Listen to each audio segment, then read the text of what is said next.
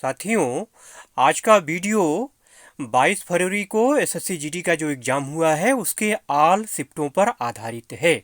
आज की इस वीडियो में आप जीके और हिंदी सेक्शन से क्वेश्चंस को देख पाएंगे। वीडियो कंप्लीट देखिएगा, लाइक भी कर दीजिएगा और चैनल पर अगर नए हैं तो सब्सक्राइब करके घंटा जरूर दबा दीजिएगा, क्योंकि ऐसे कंटेंट मैं आपके लिए लाता रहता हूँ। चलिए सवाल जवाब का सिलसिला शुरू किया जाए। 22 फरवरी फर्स्ट शिफ्ट का क्वेश्चन है कि अंजुम चोपड़ा का संबंध किस खेल से है। तो इसका जो राइट आंसर है वो है क्रिकेट है। अंजुम चोपड़ा जो है ये जो महिला क्रिकेट टीम भारत की है उसकी कप्तान भी रह चुकी हैं। ठीक है, तो अंजुम चोपड़ा का संबंध किससे है? महिला क्रिकेट से है। ठीक, अगला प्रश्न है कि फीफा अंडर 17 2023 का आयोजन कहाँ किया गया था। ठीक है, तो फीफा अंडर 17 2023 का आयोजन जो है इंडोनेशिया में हुआ। ठीक है, ये इसका राइट आंसर है, इंडोनेशिया को टिक करना था। अगला प्रश्न पूछा गया है कथक क्या है। आपको ऑप्शन दिए हुए थे उसमें, ठीक है, उसमें बताना था कथक क्या है, तो उसमें एक ऑप्शन था नृत्य। कथक क्या है? एक नृत्य है, नृत्य पे टिक करना था। अगला प्रश्न पूछा गया है कि हड़प्पा सभ्यता किस नदी किनारे स्थित था। तो हड़प्पा सभ्यता जो है रावी नदी के किनारे स्थित था। वहीं अगर आपसे अगले शिफ्ट में मोहनजोदड़ो पूछा जाता है तो जानते रहिए मोहनजोदड़ो जो है सिंधु नदी के तट पर स्थित था। ठीक है, अगला प्रश्न है रतन टाटा से संबंधित है। रतन टाटा जी से संबंधित प्रश्न कई बार आ चुका है अब तक जो है। रतन टाटा को उद्योग रत्न अवार्ड किस राज्य सरकार द्वारा प्रदान किया गया है। ठीक है, तो इसका जो राइट आंसर है वो है महाराष्ट्र। महाराष्ट्र सरकार के द्वारा पहला उद्योग रत्न अवार्ड रतन टाटा जी को प्रदान किया गया है। अगला प्रश्न है कि राधा श्रीधर का संबंध किस नृत्य से है। राधा श्रीधर का संबंध है भरतनाट्यम से है। भरतनाट्यम पे आपको टिक करना था। वहीं अगर आपसे अगला शिफ्ट में पूछता है राधा रेड्डी का संबंध किस नृत्य से है, तो राधा रेड्डी का संबंध है कुचिपुड़ी से है, ध्यान रखिएगा। अगला प्रश्न है कि साइमन कमीशन भारत कब आया था। अब साइमन कमीशन की अगर बात हुई है, शुरुआत हो गई है, तो जानते रहिए अब यहाँ पे लाला लाजपत राय से भी संबंधित क्वेश्चन आएंगे, भगत सिंह से भी संबंधित क्वेश्चन आएंगे निश्चित तौर पे, क्योंकि आपस में एक दूसरे से सब जुड़े हुए हैं। ठीक है, साइमन कमीशन 3 फरवरी 1928 को भारत आया था। ठीक है, इसका गठन क्यों हुआ था? भारत में संवैधानिक सुधारों का अध्ययन करने और भारत में सरकार को सिफारिशें करने के लिए किया गया था। ठीक है, साइमन कमीशन की मेन बात यह थी कि इसमें कोई भी भारतीय सदस्य नहीं था, इसलिए इसको श्वेत आयोग भी कहा जाता है। ठीक है, इसमें कुल मिला के 7 अंग्रेज शामिल थे और जॉन साइमन इसके अध्यक्ष थे। ठीक है, इसको सांविधिक आयोग के नाम से भी जाना जाता है। एक चीज और ध्यान रखिए यहीं पर जो है, अभी मैंने लाला लाजपत राय की बात की जो है, तो साइमन कमीशन मतलब Simon go back, Simon commission का विरोध करने के दौरान सैंडर्स की लाठी से लाला लाजपत राय की मौत हो गई थी। ठीक है, लाठीचार्ज जो हुआ था उसमें लाला लाजपत राय के सर पे चोट आई थी, जिसकी वजह से बाद में उनकी डेथ हो गई। ठीक है, अगला प्रश्न है कि पंडित रविशंकर का संबंध किस वाद्य यंत्र से है। तो पंडित रविशंकर का संबंध है सितार वाद्य यंत्र से है। ठीक है, वाद्य यंत्र के ऊपर क्वेश्चन और उनके वादक के ऊपर क्वेश्चन निश्चित तौर पे आ रहे हैं, आएंगे।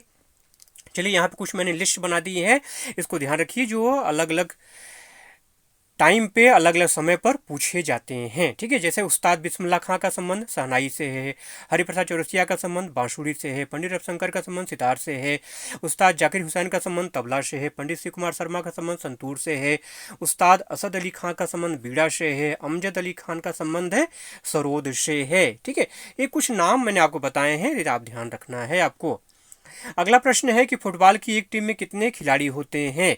ठीक है, खेल के मैदान की जो नाप होती है, ठीक है, या फुटबॉल का जो बॉल है, या क्रिकेट की जो गेंद है, या बल्ले की जो लंबाई है, ठीक है, इस सब से संबंधित क्वेश्चन निश्चित तौर पे बनते ही बनते हैं। अब जैसे यहाँ पूछा गया फुटबॉल की एक टीम में कितने खिलाड़ी होते हैं, तो फुटबॉल की एक टीम में 11 खिलाड़ी होते हैं। चलिए कुछ खेलों के नाम और उनके खिलाड़ियों की संख्या मैंने लिख दी है, पीडीएफ में वैसे मैं डाल दूंगा, कोई घबराने की बात नहीं है, आप चाहे तो स्क्रीनशॉट ले सकते हैं। ठीक है, क्रिकेट में 11 खिलाड़ी होते हैं, कबड्डी में 7, खो खो में 9, फुटबॉल में 11, हॉकी में 11, पोलो में 4। वहीं अगर शतरंज की बात करूं, शतरंज में 2 हैं, बेसबॉल में 9 हैं, नेटबॉल में 7, जिम्नास्टिक में 8, रग्बी फुटबॉल में 15, स्नूकर में 1, बॉक्सिंग में 2, वाटर पोलो में 7, वॉलीबॉल में 6 और बास्केटबॉल में 5, हैंडबॉल में 7, सेपक टकराव मतलब फुटबॉलीबॉल में 3, ठीक है। गोल्फ में कई खिलाड़ी एक साथ खेलते हैं, ठीक है। बैडमिंटन में 1 या 2, लॉन टेनिस में भी 1 या 2, टेबल टेनिस में भी 1 या 2, मतलब बैडमिंटन, लॉन टेनिस और टेबल टेनिस दोनों में क्या 1 या 2 खिलाड़ी होंगे। स्क्वैश में भी 1 या 2 खिलाड़ी होते हैं, ठीक है। तो ये पूरी लिस्ट मैंने आपको दे दी है, ठीक है, इसको आपको ध्यान में रखना है। अगला प्रश्न साइंस से संबंधित है कि गैस का ठोस में बदलना क्या कहलाता है। तो गैस का ठोस में बदलना निक्षेपण कहलाता है। अब आपसे पूछा जा सकता है कि ठोस का गैस में बदलना क्या कहलाता है, तो ऊर्ध्वपातन कहलाता है। अगला प्रश्न है कि झंडे का सम्मान मौलिक कर्तव्य का संबंध किस अनुच्छेद से है। तो अनुच्छेद 51 क से संबंधित है ये, ठीक है। संविधान का जो भाग 4 है उसमें अनुच्छेद 51 क है, ये मौलिक कर्तव्यों के बारे में है। तो मौलिक कर्तव्य एक ऐसा टॉपिक है जहां से क्वेश्चन है हर शिफ्ट में, हर एग्जाम में बनते ही बनते हैं। तो मौलिक कर्तव्य की जो प्रावधान है टोटल मैंने यहाँ पे दे दिया है, ठीक है। इसको आपको ध्यान रखना है। इसका पूरा जो कंटेंट है ये आपको पीडीएफ में मिल जाएगा। पीडीएफ का लिंक डिस्क्रिप्शन में दिया हुआ है, टेलीग्राम चैनल पे जाके ज्वाइन हो जाइए, वहाँ से पूरा का पूरा ये कंटेंट आपको वहाँ से मिल जाएगा, वहाँ से आप देख लीजिएगा, ठीक है। चलिए आगे चलते हैं, ठीक है। अच्छा, यहाँ पे ध्यान रखिए जो है कि मौलिक कर्तव्य पहले 10 थे, ठीक है। सरदार स्वर्ण सिंह समिति की सिफारिश के आधार पर पहले 10 थे जो है, बाद में ये जो एक संविधान संशोधन हुआ है, ठीक है, उसके आधार जो है 11 मौलिक कर्तव्य अब हैं, ठीक है। अच्छा, 11वां जो मौलिक कर्तव्य है ये अक्सर पूछा जाता है, क्या है ये, 6 से 14 वर्ष की आयु के जो बच्चे हैं उनको शिक्षा का अवसर प्रदान करना, ठीक है। इसको 86वां संविधान संशोधन भी कहा जाता है, ठीक है।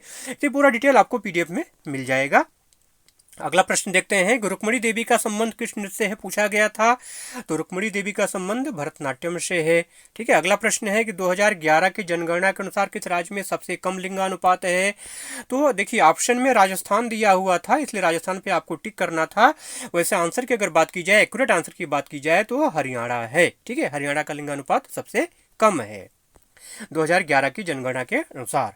अगला प्रश्न है, भारत में हरित क्रांति का जनक कौन है। तो हरित क्रांति का जनक है, हम लोग एम एस स्वामीनाथन को जानते हैं और यही जानते भी हैं, ठीक है। लेकिन इस बार जो है ऑप्शन जो आपको दिए हुए थे इनका पूरा नाम दिया हुआ था मनकोम्बु संबाशिवन स्वामीनाथन, ठीक है। तो इसका जो राइट आंसर है वो है मनकोम्बु संबाशिवन स्वामीनाथन, जिसको आप शॉर्ट फॉर्म में एम एस स्वामीनाथन जानते हैं। अगला प्रश्न हिंदी से है, 4 दिन की चांदनी फिर अंधेरी रात, मुहावरे का अर्थ क्या है। इसका मतलब है सीमित अवधि के लिए अच्छा समय, ठीक है, मतलब कुछ समय के लिए समय अच्छा होना। अगला पूछा गया मुहावरा कि अंग अंग टूटना, मतलब शरीर के सभी जोड़ों में दर्द होना। अगला प्रश्न पूछा गया ग्रीवा का तद्भव, ग्रीवा का तद्भव होता है गर्दन। कटु का विलोम पूछा गया, मधुर होता है, कटु का विलोम मधुर। सौभाग्य का विलोम दुर्भाग्य होता है, ठीक है। अगला प्रश्न है कि निम्न में से कौन मौर्य वंश का संस्थापक है। तो मौर्य वंश का संस्थापक कौन है, चंद्रगुप्त मौर्य। अगला प्रश्न भी मौलिक कर्तव्य से ही था, ठीक है, ये अगले शिफ्ट का मैं करा रहा हूँ। तो अनुच्छेद 51 मैंने ऊपर आपको बताई दिया अभी, ठीक है। एक महत्वपूर्ण क्वेश्चन यहाँ पे ये था कि टेबल टेनिस में जीरो स्कोर को क्या कहते हैं। तो टेबल टेनिस में जीरो स्कोर को लब कहा जाता है, ठीक है। अगला प्रश्न है कि टीपू सुल्तान मैसूर का राजा कब बना, 1782 में, ठीक है।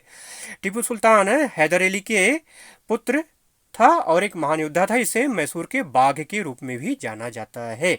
अगला प्रश्न है कि समय की इकाई क्या है। तो समय की इकाई सेकंड होती है, ठीक है। अगला प्रश्न 10वीं पंचवर्षीय योजना से संबंधित क्वेश्चन है, ठीक है। देखिए पंचवर्षीय योजना के ऊपर लॉन्ग वीडियो मैंने बना रखा है, उसका लिंक इन स्क्रीन में दे दूंगा, जरूर से वॉच कर लीजिएगा। आपका पंचवर्षीय योजना से संबंधित सारा जो डाउट है वो क्लियर हो जाएगा, ठीक है। तो 10 वर्षीय पंचवर्षीय योजना का उद्देश्य पूछा गया है। पहले जान लीजिए 10 वर्षीय पंचवर्षीय योजना जो थी ये 2002 से 2007 तक चली थी, अटल बिहारी वाजपेयी और मनमोहन सिंह सरकार के नेतृत्व में, ठीक है। इसकी योजना का जो मुख्य उद्देश्य था अगले 10 वर्षों में प्रति व्यक्ति आय को दुगना करना, ठीक है। इसका जो उद्देश्य था कि 2012 तक गरीबी अनुपात को 15% तक कम करना था, ठीक है। इसका जो विकास का लक्ष्य था वो 8% था, लेकिन केवल 7.6% ही ये हासिल कर सका। अगला प्रश्न है कि राज्यसभा में अधिकतम निर्वाचित सीट कितनी होती है? तो इसका जो ऑप्शन दिया हुआ था आपको 238 आपको टिक करना था। वैसे अनुच्छेद 80 के अनुसार राज्यसभा में सदस्यों की अधिकतम संख्या होती है 250, जिसमें से 12 सदस्य जो है राष्ट्रपति द्वारा नामित किए जाते हैं और 238 जो सदस्य होते हैं राज्य और संघ क्षेत्रों के द्वारा, राज्य संघ क्षेत्रों के द्वारा प्रतिनिधि के रूप में आते हैं। अगला प्रश्न है कि सैयद मुश्ताक अली ट्रॉफी 2023 किसने जीती? तो इसका जो राइट आंसर है वो है पंजाब। पंजाब ने बड़ोदरा को हरा करके सैयद मुश्ताक अली ट्रॉफी 2023 जीती है। ठीक है, पंजाब के जो कैप्टन थे वो मनदीप सिंह थे। ठीक है, 20 रन से हरा करके इन्होंने जो है पहली बार, ध्यान रखिएगा, पंजाब ने पहली बार जो बड़ोदरा को हरा करके ये ट्रॉफी अपने नाम की है। अगला प्रश्न है कि निम्न में से किस शास्त्रीय नृत्य का संबंध आंध्र प्रदेश से है? तो इसका जो राइट आंसर है वो है कुचिपुड़ी। कुचिपुड़ी ऑप्शन में दिया हुआ था, इसलिए कुचिपुड़ी इसका राइट आंसर है।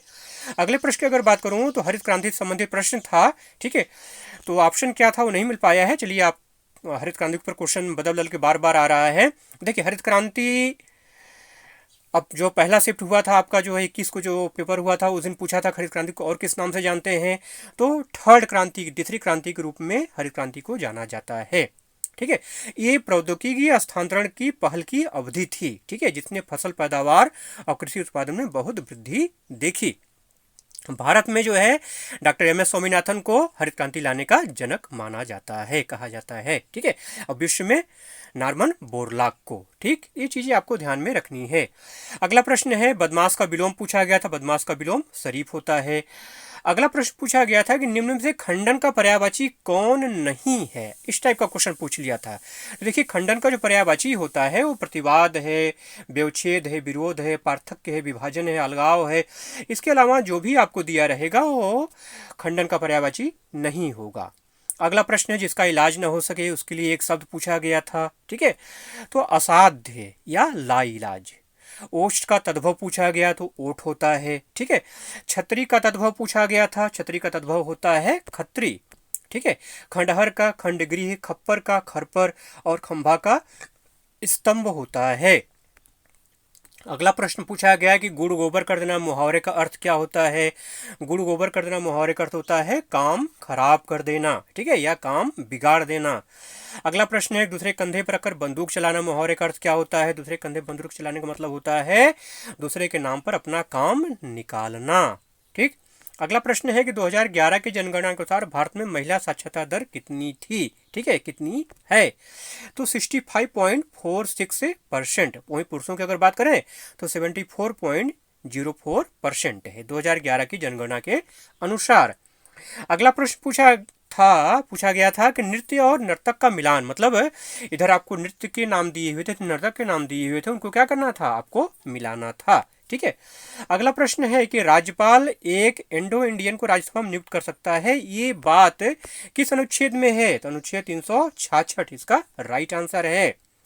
अगला प्रश्न है ओलंपिक से संबंधित क्वेश्चन था कि ओलंपिक खेलों में सर्वप्रथम महिलाओं ने कब भाग लिया था? तो इसका जो राइट आंसर है वो है 1900 में, पेरिस ओलंपिक। ठीक है, अगला प्रश्न है कि शास्त्रीय नृत्य भरतनाट्यम का दूसरा नाम क्या है? इसको सदर अट्टम भी कहा जाता है। क्या कहते हैं? सदर अट्टम। अगला प्रश्न है 11वीं पंचवर्षीय योजना की वृद्धि दर क्या थी? 11वीं पंचवर्षीय योजना की जो वृद्धि दर, मतलब जो लक्ष्य था वो 9% था, लेकिन हासिल कितना किया? केवल 8%। ठीक है, अगला प्रश्न है कि कूका आंदोलन कब हुआ था?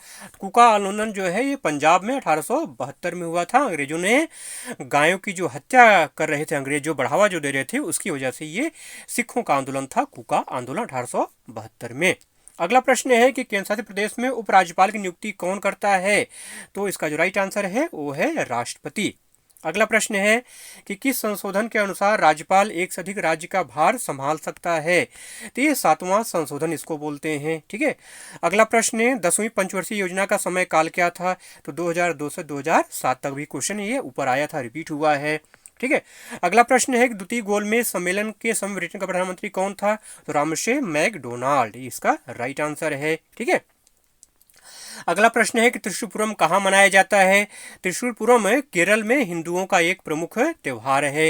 नेक्स्ट क्वेश्चन पूछा गया कि 2011 की जनगणना के अनुसार उत्तर प्रदेश का लिंगानुपात कितना था, ये पूछा गया है। तो उत्तर प्रदेश का जो लिंगानुपात था वो 1000 पुरुषों पर 912 महिलाएं। ठीक है। अगला प्रश्न है कि वर्ष 2023 में विदेश मंत्री एस जयशंकर ने किस राज्यसभा सीट से अपना नामांकन भरा था। तो गुजरात की गांधीनगर सीट से, गुजरात की गांधीनगर सीट। ठीक है। अगला प्रश्न है कि अंतर्राष्ट्रीय चावल अनुसंधान केंद्र कहाँ स्थित है।